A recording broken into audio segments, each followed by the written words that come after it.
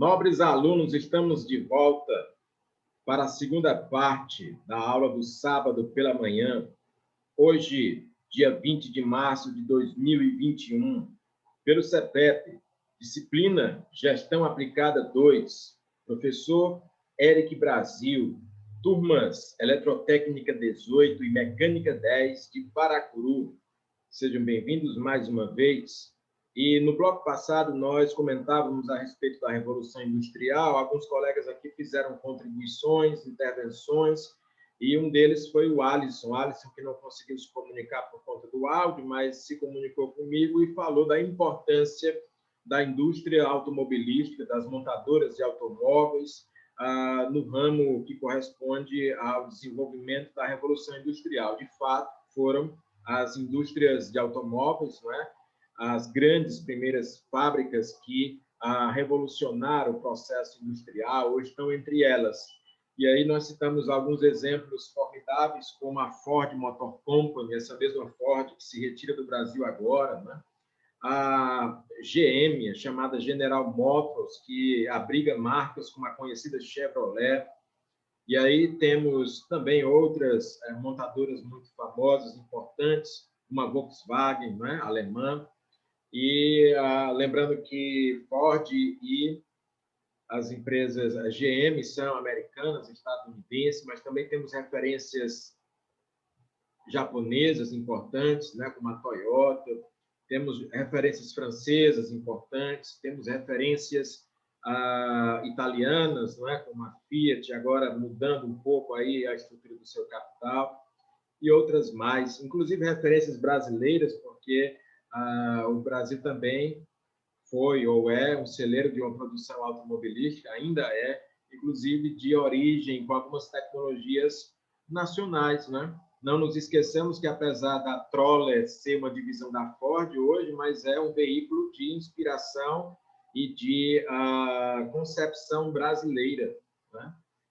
Também tem aqueles automóveis chamados Gurgel, né? Também são carros brasileiros, e há outras fábricas brasileiras que tentam aí desenvolver também tecnologias nesse ramo. O ramo automobilístico, ele, de certa forma, ditou o ritmo da Revolução Industrial, mas hoje há, obviamente, outras indústrias que têm uma importância tão grande ou até maior do que a indústria automobilística, mas nós precisamos destacar que a Revolução Industrial ela utiliza, sim, de laboratórios, se utiliza de empresas, né, que acabam sendo os grandes cenários, os grandes palcos para o desenvolvimento de tecnologias, inclusive para o avanço das relações trabalhistas, porque é nas empresas onde se dá o encontro entre a mão de obra, a força de trabalho, seja ela física, seja ela intelectual, e as necessidades empresariais, certo? Então, há sempre uma importância de considerar todos os elementos envolvidos no processo produtivo, não apenas as máquinas, não apenas as tecnologias, mas também o capital humano, o capital intelectual, a informação, as flutuações de mercado. Uma coisa muito curiosa sobre a gestão, sobre a administração, é que muitas vezes nós consideramos a administração e a gestão como uma ciência exata, muito baseada em números, muito baseada em probabilidades, muito baseada em estatísticas, muito baseada na parte quantitativa, não é? O Alisson aí fala das agroindústrias também estão presentes, são importantes, mas a administração não é apenas exata, não é apenas numérica, não é apenas quantitativa, ela é também humana, porque ela utiliza o elemento humano. Na verdade, não há a mínima razão e importância de existir a empresa se não existir o ser humano, porque as empresas elas existem para atender às necessidades e desejos humanos, não é? Se não há humanos, se não há pessoas, então não há necessidade de empresas, certo? Obviamente que as pessoas também, além de serem consumidores, também podem ser funcionários, operários, trabalhadores e colaboradores dessas empresas, também podem ser fornecedores, também podem ser consultores, também podem ser gestores, também podem ser investidores, também podem ser acionistas. Então, existe uma gama de pessoas que contribuem direta ou indiretamente para o desenvolvimento empresarial. Podem ser cientistas, podem ser pesquisadores. Imagine você que um importante físico, um importante engenheiro desenvolveu uma nova tecnologia que vai ser utilizada na sua indústria. E você nem conhece aquele cientista, você nem conhece aquele profissional, mas a invenção dele, não é, os estudos dele, as pesquisas dele contribuíram para que você tivesse uma melhor eficiência, para que você tivesse um processo que fosse mais otimizado, certo? Então, há muitas coisas relacionadas ao ser humano, seja no seu caráter direto ou indireto, contribuem para as empresas. Então, sempre que a gente falar de revolução industrial ou de tecnologia, ou do mundo empresarial, vamos sempre lembrar das tecnologias, sim, dos maquinários, sim, mas vamos lembrar, sobretudo, das pessoas, do ser humano, dos indivíduos que, de maneira direta ou indireta, contribuem para todo esse processo, até porque todo esse processo é feito pelas pessoas e para as pessoas. É isso? Então, dando continuidade aqui, nós vamos novamente compartilhar com vocês informações que serão pertinentes e que serão utilizadas ao longo dessa nossa nova disciplina. A Revolução Industrial, como já disse, né, mudança no modo de produção, tem sim o desenvolvimento tecnológico, e ela, principalmente no começo, ela focou na produção em série, na produção por etapas, na produção especializada. Não é? Se antes eu estava muito preocupado em controlar todas as etapas do processo produtivo, na Revolução Industrial eu já consigo dividir, eu já consigo distribuir, eu já consigo delegar responsabilidades para setores, para segmentos que têm as suas funções especializadas em alto grau. Antes, as pessoas poderiam saber e ter um conhecimento generalista, né? Ou seja, você conhecia muita coisa, mas sem muita profundidade. E agora nós observamos o contrário. As pessoas normalmente se formam para conhecerem pouca coisa, mas aquelas poucas coisas em profundidade. E aí tem um movimento que hoje chama para a conexão dessas duas características, né? Você deve conhecer as coisas com profundidade, mas também deve ter uma visão geral. Não é possível ser bom em tudo, mas você pode ser bom em uma ou duas coisas. Então, a nossa dica é: conheça o todo, tenha a dimensão da totalidade e se especialize em uma ou duas áreas diferentes. Por que duas? Porque, às vezes, aquela área que você especializou pode estar em crise, pode estar em falta, pode não ter demanda, e aí você tem uma outra especialidade, e aí você não fica desempregado, você não fica desamparado, você não fica sem aberturas para produzir, certo? Bom, são só elementos, né, que vão amadurecendo, obviamente, o nosso pensamento, porque estamos aqui num curso de formação e eu, como professor, posso e devo, de vez em quando, te advertir para o cenário atual. Claro que o nosso estudo ele se baseia no passado, no presente, e também observa tendências para o futuro, não é? O sonho de qualquer gestor, de qualquer administrador, seria prever o futuro, ter uma bola de cristal. Como isso não é possível, nós desenvolvemos algumas previsões baseadas em tendências, certo? Mas, às vezes, somos pegos de surpresa. Quem poderia prever, por exemplo, né? Talvez alguns, mas a grande maioria do mercado não conseguiu prever o impacto que a pandemia teria sobre a economia, sobre o setor produtivo, sobre a indústria, o comércio, e isso não só no Brasil, mas no mundo inteiro. Então, o mundo inteiro, até países gigantes e poderosos, como os Estados Unidos da América, foram impactados pela pandemia, só que a capacidade de gestão dos Estados Unidos é muito mais avançada do que no Brasil, não é? Obviamente que lá houve e ainda existem mortes, ainda existem pessoas sofrendo por conta da pandemia, do coronavírus, da Covid-19, também é um país continental como o nosso, também tem milhões de habitantes como o nosso, mas lá já há uma perspectiva maior para a vacinação e há também uma perspectiva maior para o amparo das pessoas, porque, apesar dos Estados Unidos serem uma nação do ponto de vista econômico liberal, não gostam de intervir na economia no sentido de ajudar socialmente, mas, durante a pandemia, eles adotaram uma outra postura, né? Estão investindo pesado em vacinas e investindo pesados também em distribuição de renda para a população.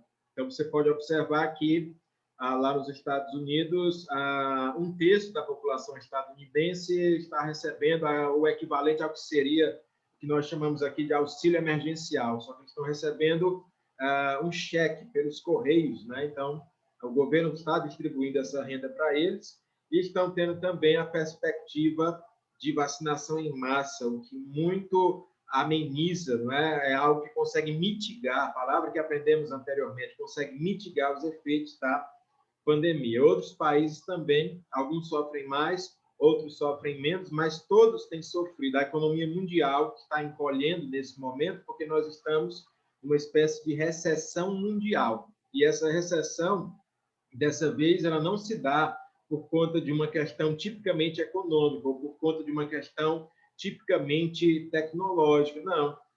Nem por uma guerra, né? Porque também entramos em grandes recessões em períodos de grandes guerras, mas dessa vez enfrentamos um panorama de uma crise sanitária global, um problema sanitário, um problema de saúde, que pela primeira vez da história da humanidade atinge praticamente todas as nações e todos os continentes. É uma situação realmente sem precedente. E aí nós, obviamente, como profissionais que somos, precisamos nos adaptar a esse novo cenário. Não devemos parar, mas devemos nos adaptar. Por exemplo, eu tenho observado que algumas pessoas estão muito ansiosas, algumas têm pressa porque precisam sobreviver, porque precisam obter renda. É verdade, né? E é muito natural.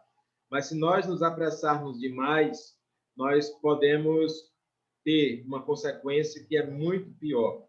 Podemos ter um colapso total no sistema de saúde, podemos ver vidas ceifadas, principalmente de nossos parentes, de nossos amigos próximos, de nossos familiares. Então, a pandemia, de fato, é algo que chegou até as nossas vidas, não é? E nós, como gestores, como administradores, precisamos raciocinar.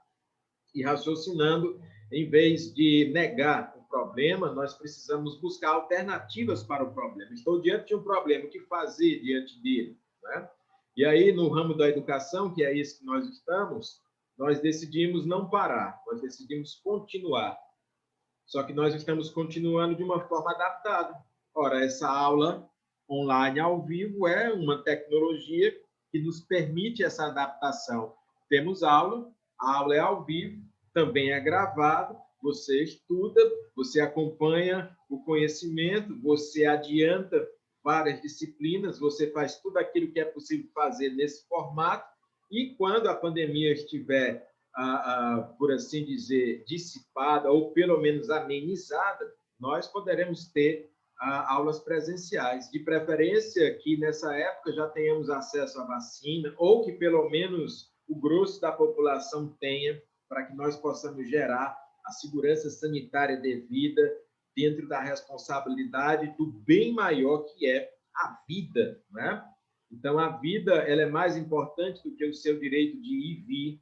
A vida é mais importante do que o desenvolvimento econômico. A vida é mais importante do que quase todos os aspectos que você puder apontar. Entretanto, nós não somos ingênuos e sabemos também que para manter a vida existe a necessidade de renda, existe a necessidade de trabalho, existe a necessidade de produção. Então, precisamos ponderar esses conceitos e tentar encontrar uma alternativa que possa, pelo menos, agregar soluções que atendam à sobrevivência. Solução perfeita não existe. Nenhum gestor, nenhum administrador, por melhor que seja, pode lançar aqui uma solução perfeita.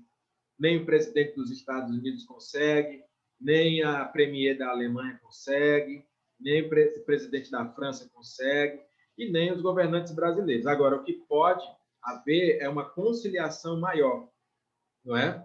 Uma confluência maior, para que nós deixemos de lado diferenças político-partidárias, diferenças ideológicas, diferenças que são regionais, diferenças que são filosóficas, para encontrarmos, de fato, uma direção que possa levar o Brasil e os habitantes desse país para uma situação de dignidade, de sobrevivência, não é?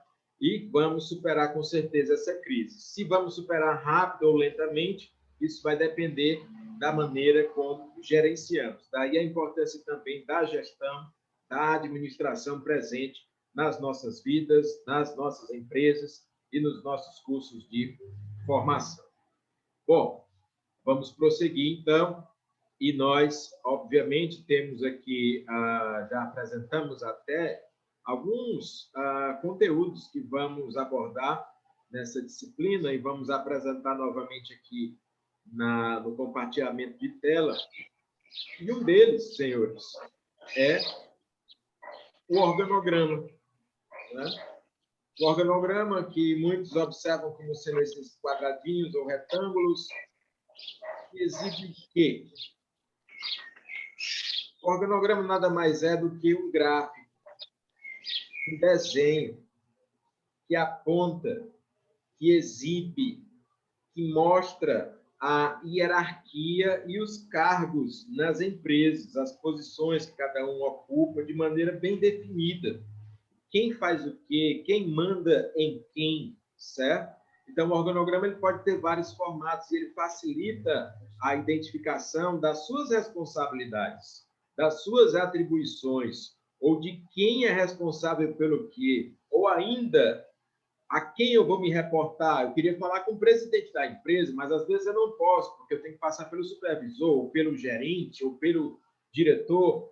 Então, eu preciso entender isso à medida que eu conheço e observo o organograma.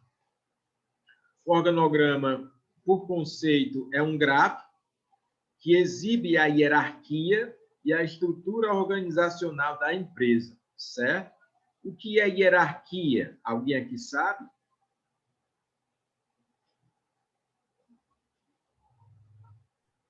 Hierarquia é a cadeia de comando, não é, professor? Gostei, Kelvin. Muito bem. Kelvin da mecânica. Hierarquia é a cadeia de comando. Hierarquia é a cadeia de poder, né? Hierarquia representa, então, uma escala de poder. E isso acontece nas empresas também, acontece em outras organizações, em outras instituições. Diga, Tiago Gomes. Na polícia também é muito pautado essa questão da hierarquia, né? Mais do que nas empresas ainda. Ótimo, verdade. É um excelente exemplo. E vamos precisar desse exemplo do Tiago Gomes ainda hoje. Eu tenho um tio que é coronel da polícia. Da polícia, como vocês sabem, na polícia militar, a coronel é a graduação máxima, né? Diferente do exército. No exército eu tenho general como graduação máxima, posso ter marechal, mas que não é uma graduação que exista hoje no Brasil, posso ter, mas na polícia é coronel. Quem tem maior hierarquia na polícia, o coronel ou o major?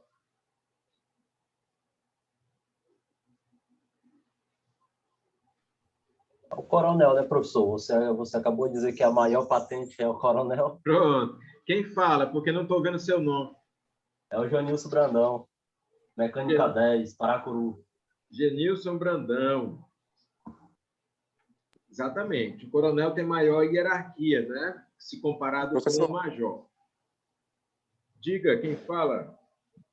é o Tiago, da Mecânica 10. Oi, Tiago, pode Paracuru. falar. Professor, a gente tem 2 tipos de coronéis na Polícia Militar, né? A patente do coronel, ela se dá por 2 tipos de coronéis. A gente tem um coronel que é comandante geral e tem outra identificação que se dá para coronéis, entendeu? Normalmente a gente Agora, vê a patente ou a graduação de tenente-coronel, né? Que é o posto normalmente que se alcança, né?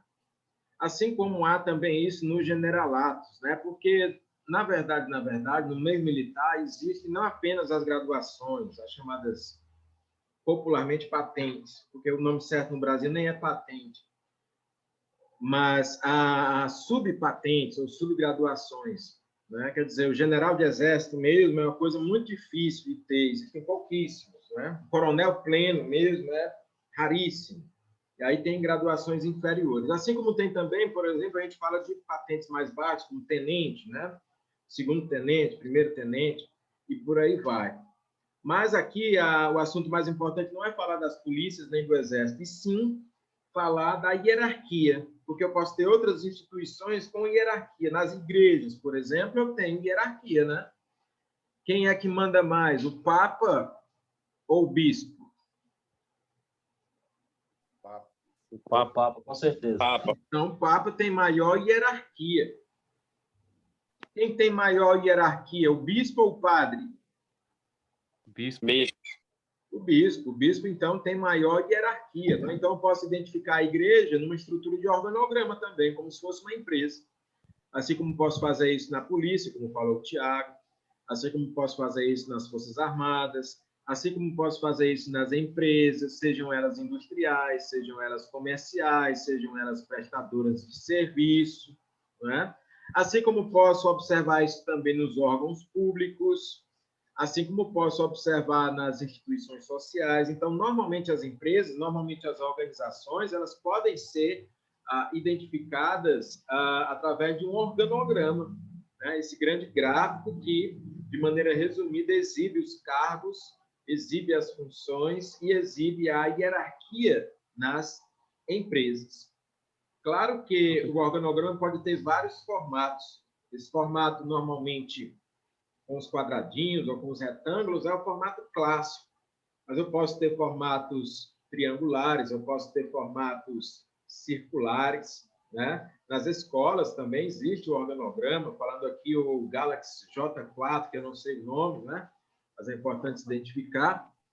Então, há hierarquia em praticamente todas as instituições, todas as organizações, praticamente todas as empresas.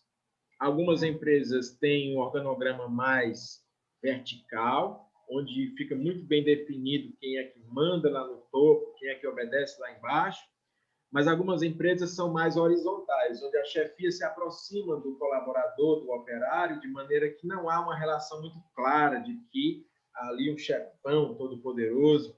São empresas mais modernas, onde existe uma comunicação melhor, uma comunicação maior e uma necessidade menor de exibir autoridade, né? Então, existem empresas também com essas características. Umas são mais formais, outras são mais informais. Diga, Raimundo Nonato. Bom dia, professor. Eu sei que não tem nada a ver com a aula, mas até no reino animal, que eu assisto muito documentário, existe a hierarquia, né? Eu vejo o documentário, existe sim a hierarquia no reino animal.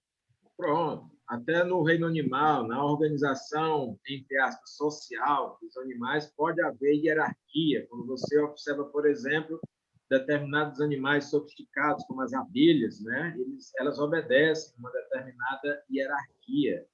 E ali, entre as abelhas, existe, obviamente, uma subdivisão de tarefas, inclusive. De maneira original, a abelha, elas carregam o mesmo potencial genético, mas há a abelha rainha, há operárias, né? E há uma distribuição de funções e tarefas.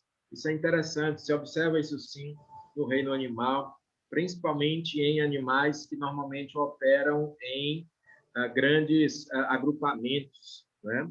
E aí nós observamos também as colônias de formigas ou de cupins, que também têm, né, uma organização social interessante. Nós poderíamos até fazer um estudo, se quiséssemos, para observar ali se existem funções definidas, se existe hierarquia, né?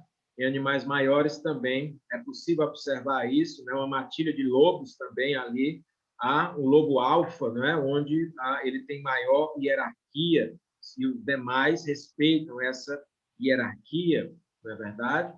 Então, também observamos isso em outros agrupamentos, até entre os seres humanos, certo? Então, isso é uma questão de organização social, e no caso das empresas, de organização empresarial, necessária até para que se mantenha não apenas a ordem, mas para que se alcancem os objetivos, os propósitos, não é?